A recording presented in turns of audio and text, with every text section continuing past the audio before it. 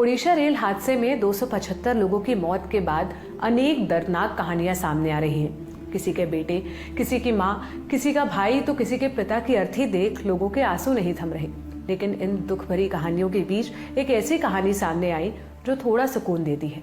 कहानी उन सैकड़ों लोगों में से एक की है जो इस भयावह हादसे से बच गए, लेकिन हादसे की तस्वीरों को ताउम्र आंखों में कैद कर लिया। कहानी उस शख्स की है जिसने अपनी बेटी के कहने पर हादसे से ठीक पहले ट्रेन में सीट बदली और इस हादसे में मौत को मात दे दी। खड़गपुर स्टेशन, शुक्रवार का दिन था, 5 बजने ही वाले थे।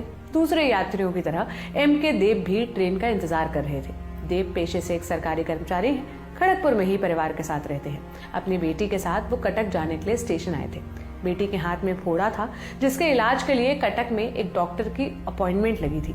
पिता संग बेटी रेलवे स्टेशन के प्लेटफॉर्म पर ट्रेन का इंतजार कर रही थी। ट्रेन थी कोरोमंडल एक्सप्रेस, वही ट्रेन जिसकी खबरें इन दिनों आपको खूब सुनने को मिल रही होंगी। ट्रेन आती है, बेटी और पिता ट्रेन में सवार हो जाते हैं। ट्रेन खड़गपुर स्टेशन से निकलती है। देव और उनकी बेटी का टिकट 3rd AC कोच में था, लेकिन बेटी जिद करती है कि उसे विंडो सीट चाहिए। बेटी की जिद के आगे देव की एक न चली। आसपास लोगों से पूछते हैं, लेकिन सभी अपनी सीट देने से इनकार कर देते हैं। देव ट्रेन में मौजूद टीसी को अपनी समस्या बताते हैं।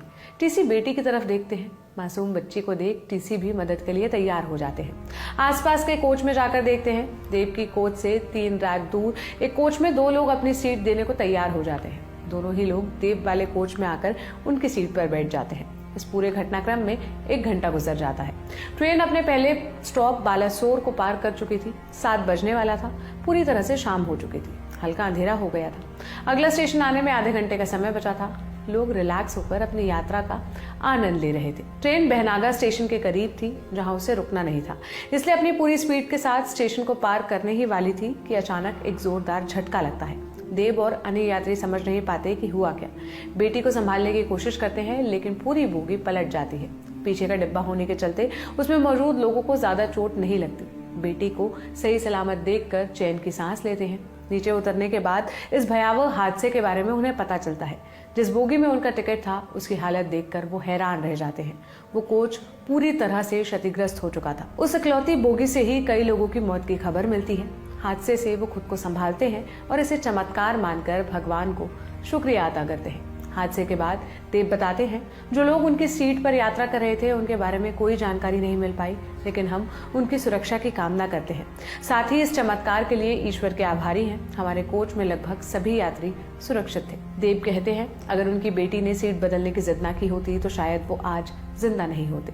पूरे हादसे में देव और उनकी बेटी को मामूली चोट लगी। रात भर अस्पताल में गुजारने के बाद देव अपनी बेटी के साथ कटक पहुंच जाते हैं। अब आपके लिए ये सारी जानकारी मेरे साथी दीपेंद्र गांधी ने जुटाई थी। मेरा नाम है सोनल। ओडिशा हादसे पर हमारी नजर बनी हुई है। हर अपडेट दिल टॉप के जरिए हम आप तक पहुंचाते रहेंगे। शुक्रिया।